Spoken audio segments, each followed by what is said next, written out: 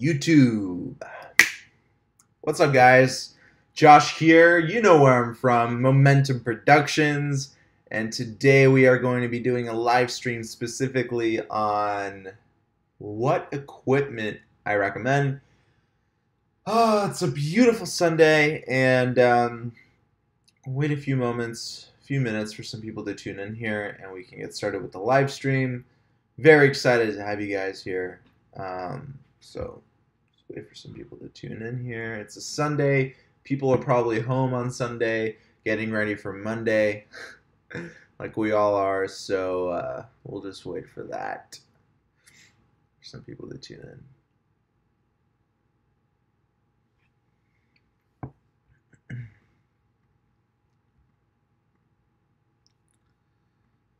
So, alrighty then. So, the biggest questions I've been getting asked lately when it comes down to equipment: gimbal technology, drone technology, and even camera technology. Now, here's the thing: if you're a beginning filmmaker, obviously most of us, our budgets are extremely low. So what are the top 3 things I recommend that you get with your camera? Okay, a lens, microphone, tripod. Lens, microphone, tripod. Those are the top 3 things you need to get as a beginning filmmaker. Those are the top 3 things that you need to be focused on. Not a gimbal, not, some other rigs or anything like that. You'd be surprised how many different things you can do with a tripod. There are certain moves that you can perform on a tripod that can simulate a boom, that can simulate kind of a slider move, but it's not just an ordinary tripod. This has to be a fluid head tripod. So let's say you're on a $2,000 budget, right? $2,000, you can actually get a lot with $2,000. You don't need an expensive lens, first of all. Now, let's cover lenses really quick. So you have a camera. Let's say you have a Sony a7S used. You bought it used on eBay. You're looking for a lens. Don't spend thousands of dollars on a Zeiss. Don't spend thousands of dollars on any other sort of lens. Buy, maybe a $400 or $500 zoom lens. Now, why do I say zoom lens? A zoom lens has multiple different focal lengths, so it allows you to have all this versatility and control with one lens. You don't have to worry about buying multiple lenses. Now, am I saying that this is going to be a fix for future shoots? No. Prime lenses outperform zoom lenses. But in the beginning of your filmmaking career, you don't have much money to spend on all these different types of lenses. You can stick to 1 or 2 lenses, but make sure they're versatile. Make sure they can perform and give you all these options in the beginning.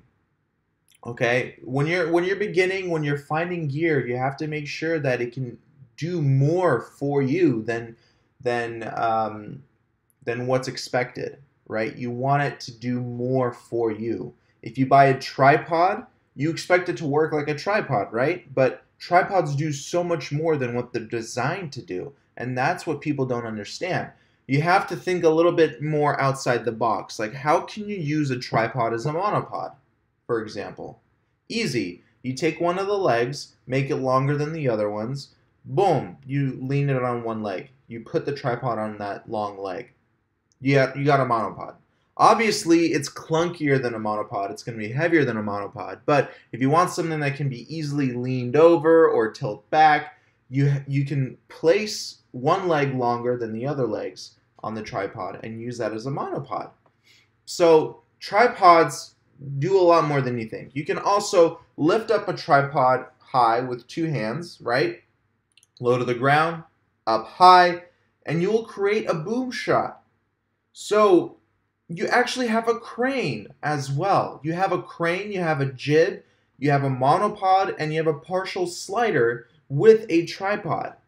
Those are 4 crucial film tools that professionals use that a beginning filmmaker can easily have simply by getting a tripod. Those are 4 big, huge filmmaking tools, okay? And there's probably even more things that you can use a tripod for. There's much more, I'm sure. You can rig up a tripod in a way that can hold more than just a camera. I've rigged up a tripod that holds monitors, microphones, even lights, all on one tripod, not using the hot shoe mount on the camera. So tripods do so much more than you would think. So now, what kind of tripod do I recommend that you buy? Something that's not too expensive. You don't need a Manfrotto. You don't need that, especially in the beginning. You don't need any of that. Spend $150 on a fluid head tripod. There's this company called Fancier. I have one of their tripods. I've been using it for 6 years. I still use it to this day. I started off with it when I was just starting, and I still use it. It's so durable. It's been hit by a car. It's been run over by a car. It's been thrown out of a moving car. Don't ask me how that happened. It happened. You know, when I was, traveling in a van, somebody forgot to lock the door in the van, and a lot of gear fell out. So, yeah. That tripod that I have, the Fancier FT717 fluid head tripod, has been through hell and back, and it still performs like it's brand new. So you want gear that you first invest in to have that durability, to have that versatility, to have those functions that they were not designed to do, but they can do. All right, so you have to think a little bit more outside the box. So zoom lens, between $300 and $600, I think, is a good place to start. A tripod, don't spend more than $150 on a tripod, right? 150. Then we spent, let's say, $600 on the lens. That's $750. We're left with $1,250. Okay, $1,250. Now, what do you think we can spend that $1,250 on? I think we can spend at least $250 on some audio equipment. Okay, $250 will get you a Rode shotgun mic that you can put on camera, right? Rode shotgun mic. That's $250. That's the Rode stereo video mic. That's something that a lot of filmmakers need. I have this Rode stereo video mic Pro. So $250 will get you that mic. We're left with $1,000. You see that? You see how we budget things out? So we're left with $1,000. Now, stabilization is another key feature here. So we have $1,000 here. I don't want to spend all of that money on stabilization. So what kind of stabilizer can I buy that can give me pretty awesome footage, but not be too expensive? We have 2 options here. We have manual stabilizers like glide cams and stuff like that. And we also have electronic stabilizers like the Ju Crane, the DJI Ronin, all that stuff. But we know that the DJI Ronin is almost $1,000. It's actually $1,000, so it's kind of out of our price range. We have only $1,000 to spend. So, what would I do? The glide cam used, we could find around $300. Go for the glide cam. For $300, you're not going to get anything better. You're not going to get any better stabilizer for $300 than a glide cam. And plus, learning how to use a glide cam, wow. Learning how to use a glide cam can get you so many gigs alone. A lot of people don't know how to properly use a glide cam. Look at YouTube footage of all these glide cam operators. I would say 80% of them don't know how to use a glide cam. Okay? So keep that in mind. That's very important. Now, glide cams are designed to do one thing, and that is stabilize your footage. But is that the only thing that glide cams can do? No. They can act as sliders. They can act as dollies. They can act as cranes, jibs. Glide cams can do so much more than you think, than you know. Okay?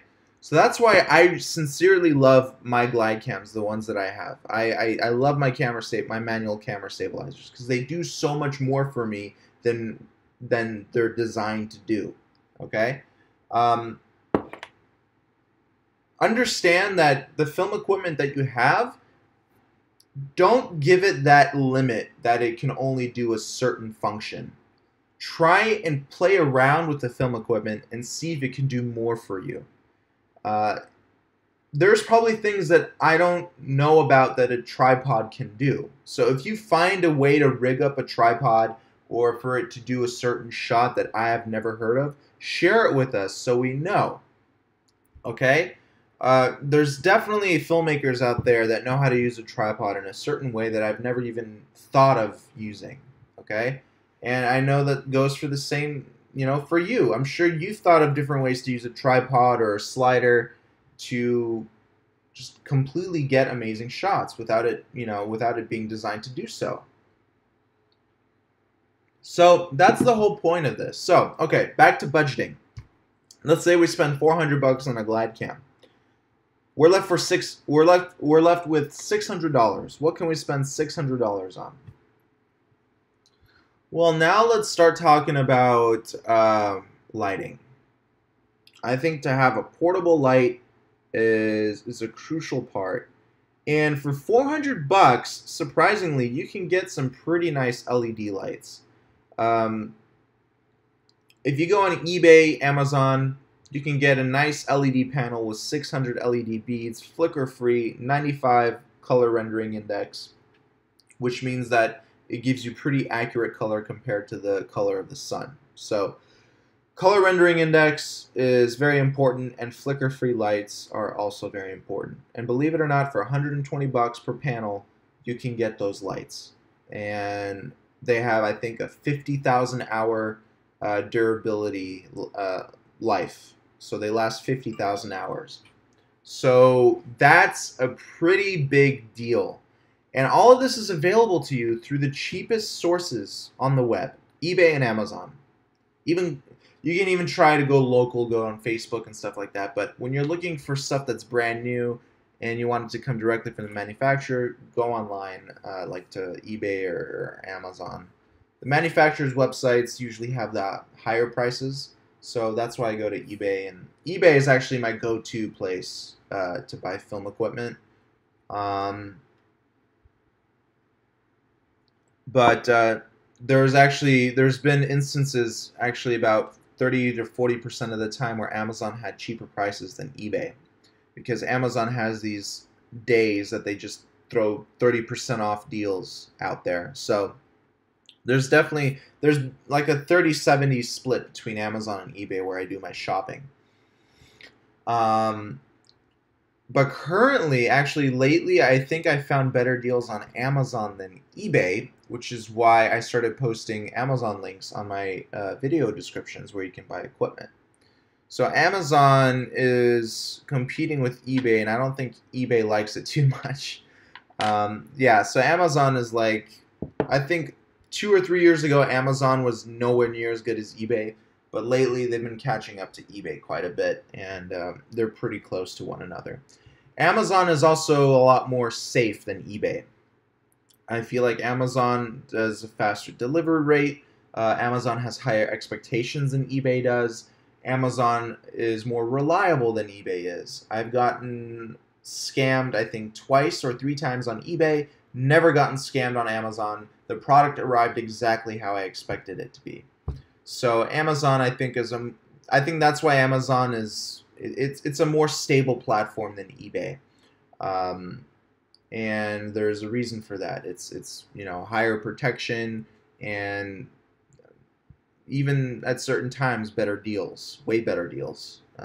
I'll give you one example where the Jewin crane on eBay was around $579, and on Amazon the Jewin crane was $509. Because they were running a deal on it, and I completely missed out on it. So that's why Amazon has those deals, eBay doesn't. You know what I'm saying? Amazon can cut prices so low at times that eBay would never ever even have done something like that. So keep that in mind. And yeah, and Amazon definitely delivers a lot faster than eBay. They have warehouses all over the world, all over, especially where I'm living. There's probably, I think, 6 or 7 Amazon warehouses by me. So I can literally order something, and within an hour it'll be delivered. So it's to that point where Amazon is becoming the most reliable platform where you can buy things. eBay just doesn't have that. So if you're one of those people who need something immediately, it's Amazon. And you need reliability, it's Amazon. Okay, back to our topic here. So $400, I think that's a good amount to spend on lighting. Buy some LED panels with diffusers. The thing about LED lights, especially the ones where the beads are, there's like 600 LED beads, sometimes you can actually see that pattern of beads on a subject's face. So it's important to use a diffuser where it softens up the light, it softens up the gaps between the LED beads, so that way you can't really see that on the subject's face. Now, if the diffuser doesn't do the job, try and put the light farther back and increase the intensity. By pulling the light farther back, that does a little bit to help out, smooth out the gaps in between the beads. And that will, but if you use a diffuser, if you use a diffusing filter, you shouldn't have a problem. For me, for instance, I have Fresnel lights, LED Fresnel lights. It's kind of, they're relatively new lights. They just came out with them, I think, earlier this year. Kane TV, that's the company name. They're Fresnel lights. They're called the Boltzmann series. It's one LED chip. So one LED, but it's extremely powerful. It's 55 watts of power, which is not too much, but it outputs almost, I would say, close to an ARRI 150 light. It's pretty close. So it's 55 watts of power, outputs, let's say, about 150 watts. So you're getting almost triple the power that it's sucking. So if you're interested, they're expensive though. They're not going to fall into your $400 price range. Each light is $298. But in the beginning stages of your career, you don't need these kinds of lights. This is something that you acquire over a set period of time. You have to raise some money, put some funds in your account, and spend that. Not all of it. Spend some of it on your business. Spend some of it on new equipment. All right. So we covered lenses. Actually, one lens. Zoom mid-range lens that will get you versatility and relatively easy to use. We covered microphone, lights, and tripod. So not 3, but 4 essential filmmaking tools on a $2,000 budget. Okay? Oh, we covered stabilization as well. So that's good. Now let's open up this time to some questions. Let me know if you guys have any questions. There's a few people watching right now, so no one has actually made a comment yet, which I think is odd, but that's all right. Let's ask some questions now, guys. Go ahead and type something in, and we can answer some questions here. Again, a $2,000 budget is probably what you should save up in order to start filmmaking. I think this is if you do have a camera already. If you don't have a camera, you probably need to save up around, if you want to be safe, $3,000. Because for $1,000 you can buy a GH4. That's a good enough camera to start off with, and then you can buy So $3,000 is, if you don't have a camera, $3,000 is what you need to save up. It's not cheap, guys, but this is what you need in order to start. You need lights, you need audio, you need some sort of stabilization, and you need a tripod. Those are essential tools. I mean, that's how I started. Maybe there's different ways of doing it, but I saved money it took me a couple of years to save up that money. So it's gonna take time. Any questions, guys? Come on, let's ask some questions right now. Any questions? Everyone is silent today. Interesting.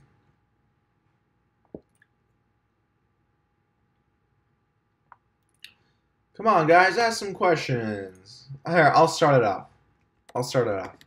What's... I started off the chat. Let's see if anyone replies. Anybody, anybody, anybody. I mean, I talked for 20 minutes about what I wanted to talk about. Hopefully, you learned something from it. But now is your time. Now is your time. Uh,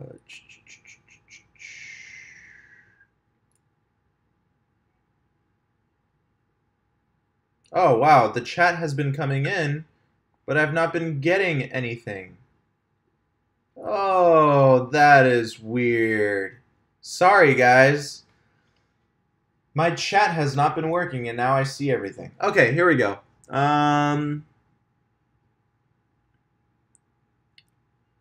Josh Nervy is asking, when you say tripod, does it have to be a good tripod? I always see people use Manfrotto. Okay, so we covered that. What time is it in LA? It is 2 p.m. Hi, one question. I'll start recording videos.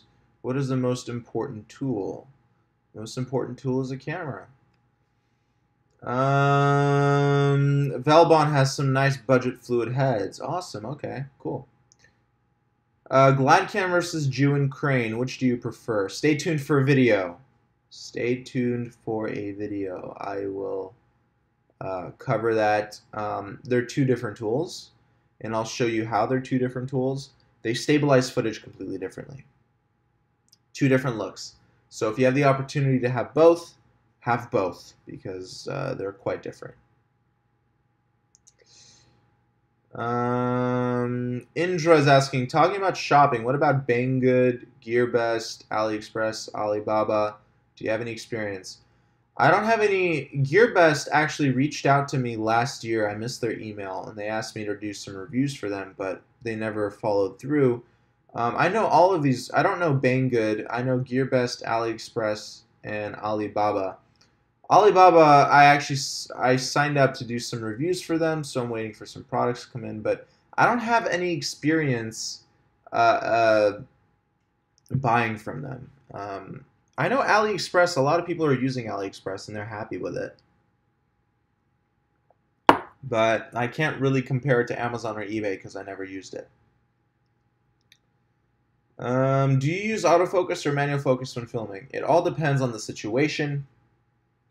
When I put it on a glide cam and stuff like that, whenever I'm in a situation where it's difficult for me to put it on manual focus, I put on my A7R2, which has excellent autofocus, and I use autofocus.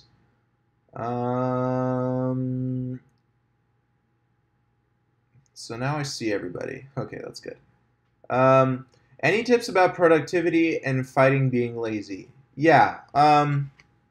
So motivation is a huge issue I've been, dealing with, especially in the beginning and kind of lately a little bit. I've been a little bit lazy. Last month I was just like, my motivation was completely down. So what did I do? I looked at multi-million-dollar houses. I looked at multi-million-dollar yachts. I looked at multi-million-dollar YouTube stars, and my motivation went back up again. So if you want motivation, look at pictures of stuff that you want, look at videos of stuff that you want, and you'll become motivated again. If you get into that slump, turn on your TV, turn on your computer, and look at pictures of things that you want. And then ask yourself, why don't I have that yet? Motivation goes back up. Okay, Miko was here. I started my business without any filmmaking equipment, only a computer and After Effects. There you go. So Mika started his filmmaking equipment with a computer and After Effects. So yes, that's another way of doing it. If you want to raise money, you can start with just a computer. You can start working as an editor. A lot of people need editors. You start saving up money, then you can buy your cameras, you can buy all of your other equipment, and you can start building up your business. Mastiex says, for me, it isn't lack of motivation, it's just being lazy. So what time do you go to sleep? What time do you wake up? If you're being lazy about something that you're passionate, lazy and passionate, it just doesn't intertwine. If you're lazy about filmmaking, most likely you're not that passionate about it. Motivation, lack of motivation, I can understand, but lazy about a subject that you're passionate about, it just doesn't click. So maybe you need to either choose a different career path, or I don't know. You decide. You decide what doesn't make you what topic doesn't make you lazy. Think about that.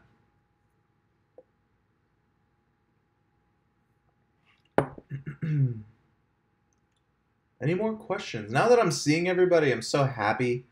I don't know why I was not getting any comments earlier. It was just blank. But now everything is back to the way it should be.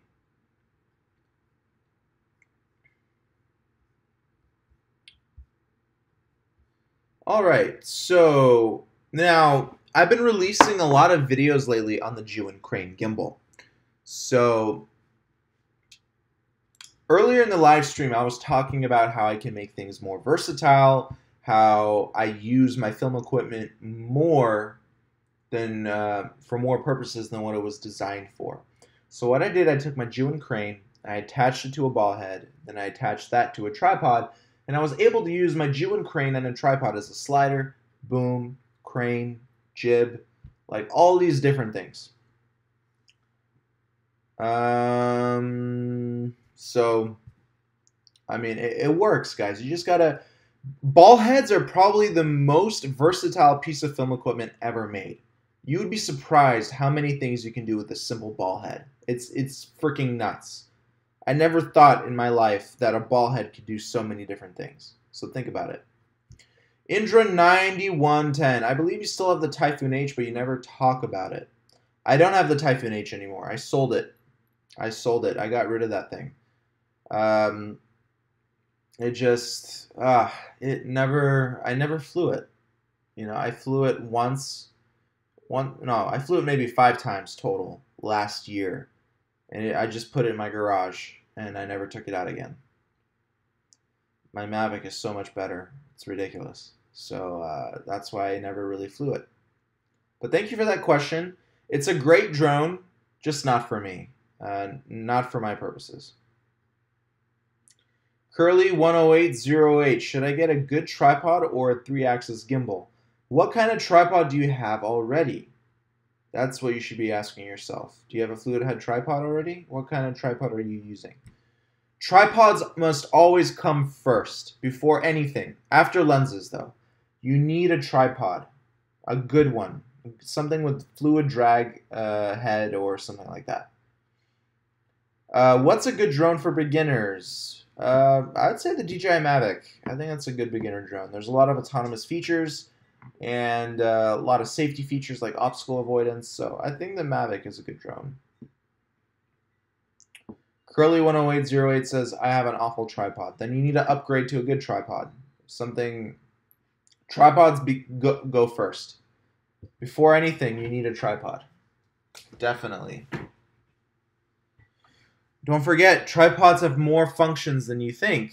More functions than what they were designed for. Think about that.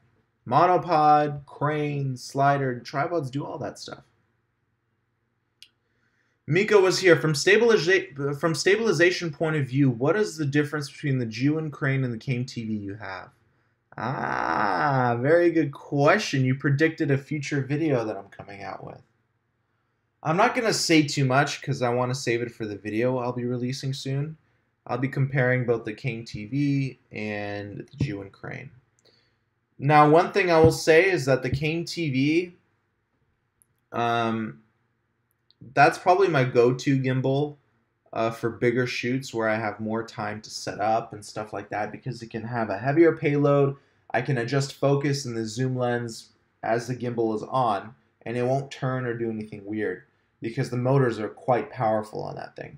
The Jew and Crane, I cannot make any manual adjustments to the lens because the motors will just flip out and just do weird things, because the Zeiss lenses that I use, they have a pretty tight zoom ring, and whenever I try to change the focal length, the tilt motor or the roll arm always turns, and it's not the best thing. But the Came TV Argo, because of its stronger motors, I'm able to make those manual adjustments without the gimbal moving. So I have those two different gimbals for two different purposes. I bought the Jewin crane for traveling, for vlogs, for I wanted to put it in my think tank photo bag. Like, here, let me show you the bag that I have. Be right back.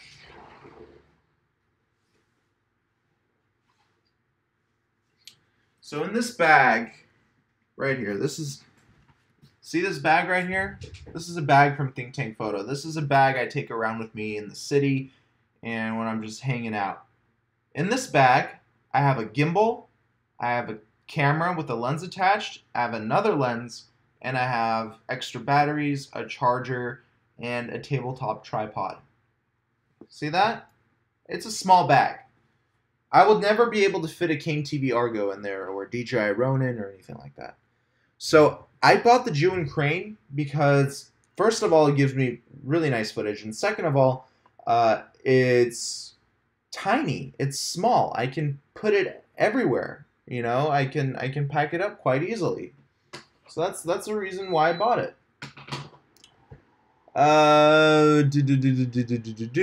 Mika was here. How do you use a tripod as a slider, or do you mean that you can attach a slider to a tripod? So you can use... Now here's the thing, with a tripod, you can use it as a slider, but only for a few inches.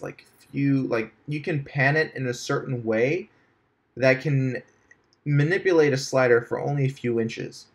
Now, what you can do also on a tripod is to lean one of the... I gotta make a video on this, but loosen up the ball head on the tripod, right? And you can actually lean over on one of the tripod legs, and as the lean is happening, you can adjust the ball so it stays, so the horizon stays level. So as you lean, you're going to tilt the ball head to compensate for that horizon drift, and you can actually create some subtle sliding moves that way as well. I'll make a video on that. I'll call it Tripod Hacks 101, and stay tuned for that. And yeah, there's just so many things you can do with a tripod. The Just Stone More. I hope I'm pronouncing that right. Love your stuff. What about storage and backup? That's another video. Wow, you guys are spot on. That's another video I've also been working on. Storage and backup is another crucial part. So don't buy Seagate drives. That's number one. I've had 4 Seagate drives. All of them have failed on me. No more Seagate. I switched to Western Digital 8 terabyte drive, and then I have a few backup drives. Every single thing that you do must be backed up. Every single thing. I've had main drives fail on me. I've had even SD cards have failed on me, but that's on a very rare occasion. But when it comes to storage and backup, I sincerely trust Western Digital. My parents, even for their line of work, they have Western Digital drives. They've been using them for years before I even started getting into filmmaking. They've been using them. My friends have been using them. I know a ton of people using Western Digital, and I've never heard horror stories with them. However, Seagate, I've heard tons of horror stories. They've happened to me too. The drives just stop working. It's horrible. Branimir Vidovic. So after buying a camera and a kit lens, what should I upgrade first? Better, faster lens like a 50mm, or a tripod like a Manfrotto be free with fluid head? And what should the path of upgrade look like? Or a tripod. So it depends, Branimir, it all depends on the type of gear that you have right now. Do you already have some sort of a fluid head tripod? Answer that. If you do, then yes, I do recommend upgrading lenses. It was kind of sad when you said the passion advice, but I don't think it's true. I mean, being lazy about client stuff and writing, not whole filmmaking. I freaking love it. So what do you mean when you're lazy? about client stuff. I don't really know what you mean there. Can you be more specific? If you freaking love filmmaking, then there's no way you can be lazy about it. I mean, how can you be lazy about a hobby? If you love something, if you love to cook, how can you be lazy about it? You would want to cook every second, right? So it's true. I mean, I love electrical engineering, but I was lazy about it, so I didn't pursue it. Branimir says, I don't have any tripod. I had a cheap one that broke down. So yeah, definitely invest in a tripod, but you don't have to spend so much on a Manfrotto. Go for like a fancier FT717 fluid head tripod. Those things are cheap. They're like less than 150 bucks. And they're all metal. None of it's plastic. It's fantastic. So rely on, spend less money. Just because there's a huge brand name doesn't mean you need to go buy it. Reputation is a lot more important than a brand name. And Fancier has a really nice reputation for a very cheap price. So consider that.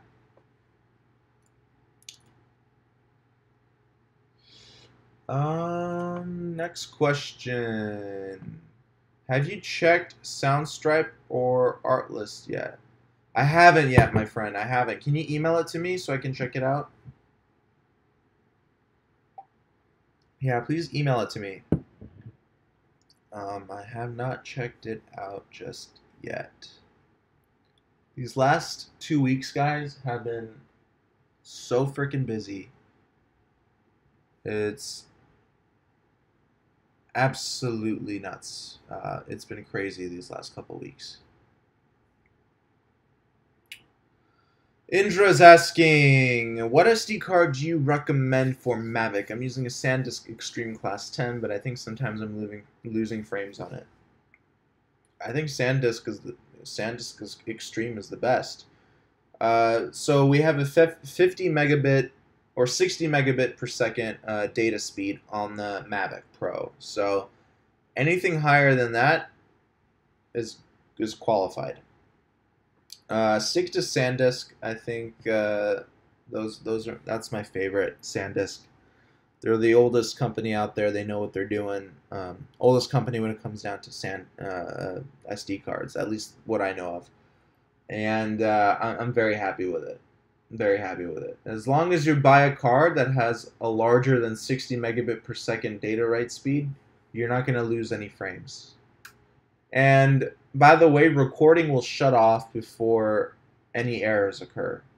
So don't forget that if the card is not compatible with your Mavic, it will just stop recording.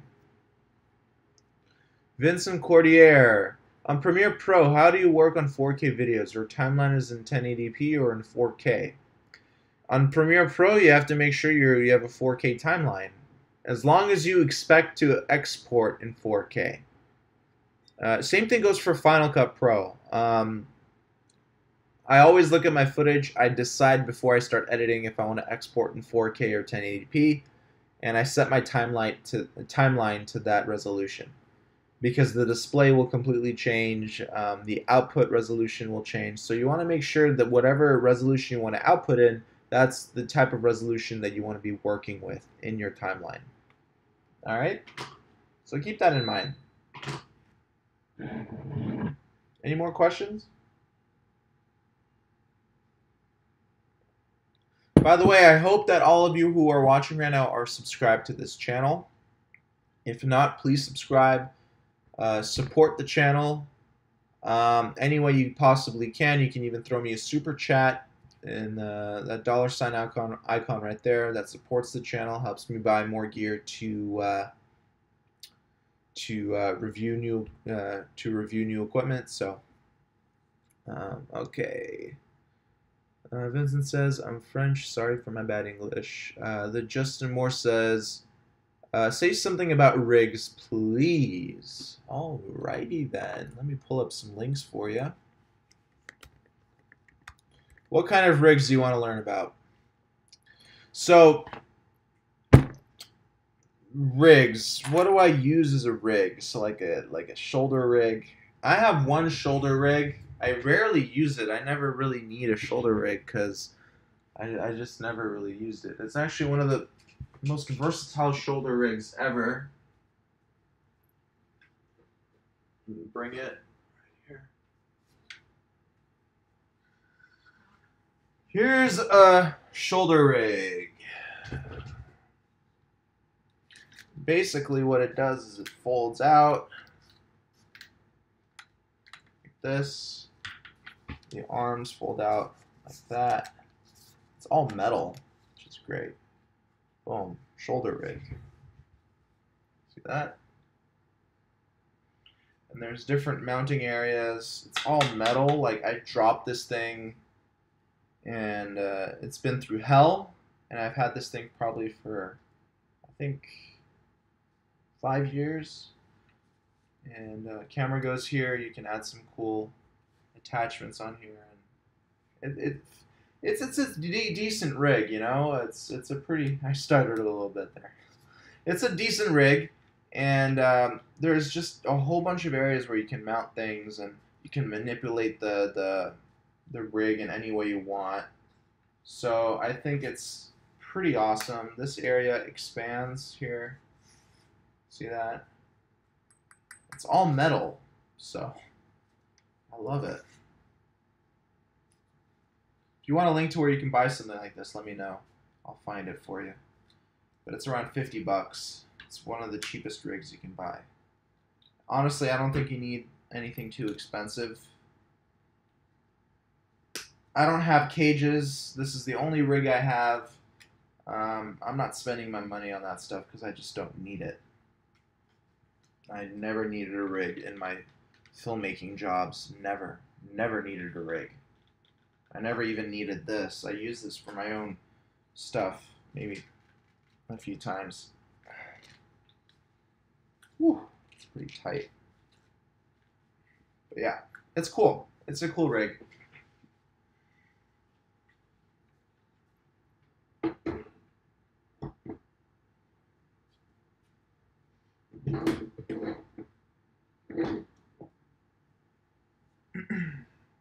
Right. So I hope that answered your question. But if you want something like a great site to check out, a great area where you can buy rigs, in my opinion, I like King TV a lot. So let me send you a link to their website. This is King TV.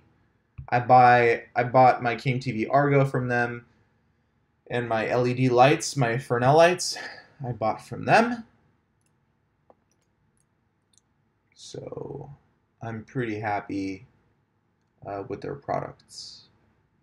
Pretty happy.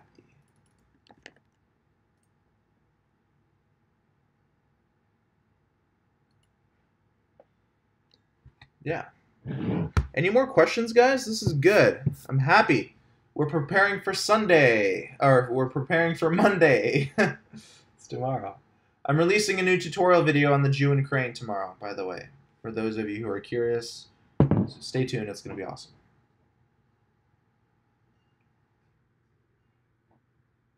So for you, what the occasion tout use camera rigs? Oh, so I think what you're asking, Vincent, is in what occasion would I use camera rigs? I would use a camera rig if I needed to attach a follow focus and if I needed the camera to be handheld. But I'm not good at using a follow focus and controlling the camera, like exposure, manual exposure, and all that stuff. Usually, if I'm using a camera rig, I'm working in a crew. I've had that happen to me a few times where I needed a crew to control, you know, wireless follow focus, all that stuff. So a rig is good when I need handheld shooting, but on my own, I would never put on like a follow focus, map box, all this other stuff. I don't need it. It weighs me down, and it just makes everything more complicated.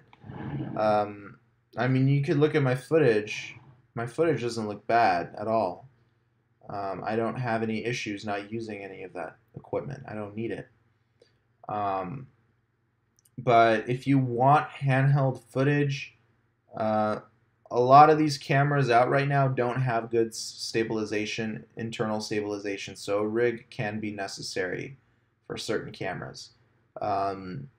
So because sometimes you don't want to have the most stable footage, you want to have more of that human interaction with the camera. So you want to hold it you want to hold the camera, hand hold it. So a rig is useful for that. It gets rid of most of those little micro jitters that we might see, those micro vibrations, compared to hand holding it. So rigs they give you more stability, and some rigs actually take the weight off by letting you mount the rig on the shoulder. So consider that.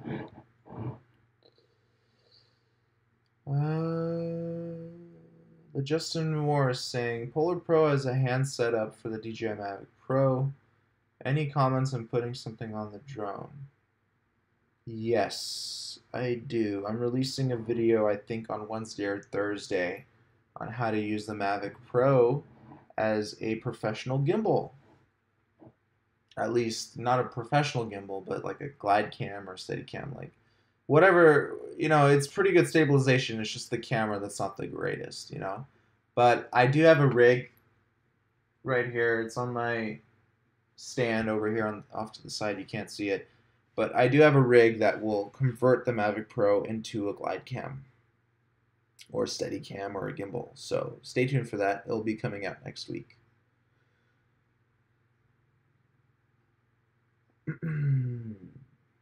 D. Marshall's asking, you use an ARCA plate or any other quick release plate on the crane? I don't use a quick release plate on the crane. I don't need it. It weighs the camera down. It weighs the gimbal down. And I have a quick release plate on my King TV Argo, and I never really saw the benefit of using a quick release plate on a system like that, because I have to take off the quick release system off of the quick release system that came on the gimbal in order to pack it up. Same thing with the Jewin crane. You have to take off the quick release system each time. So what's the point of having a quick release system on a gimbal if you have to, unpack it each time? So I don't use one. I don't use one. There's no need. On a glide cam, however, a glide cam is different. A quick release plate on a glide cam will save you a lot of time. But on a gimbal, I think it's not worth getting. I balance my crane within a minute. That's already a pretty fast setup time. So I have no issues not using a quick release plate. Any more questions, guys?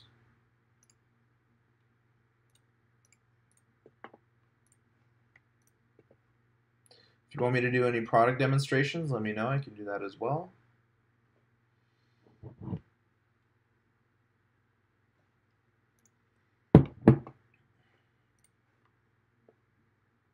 Is that it? No more questions? Really? Did I answer everybody's question? This was a good live stream. All right. All right, guys. Well, I'm gonna head out. Thank you so much for tuning in. I really appreciate all of your questions. Again, if I've helped you, if you learned something, if you have,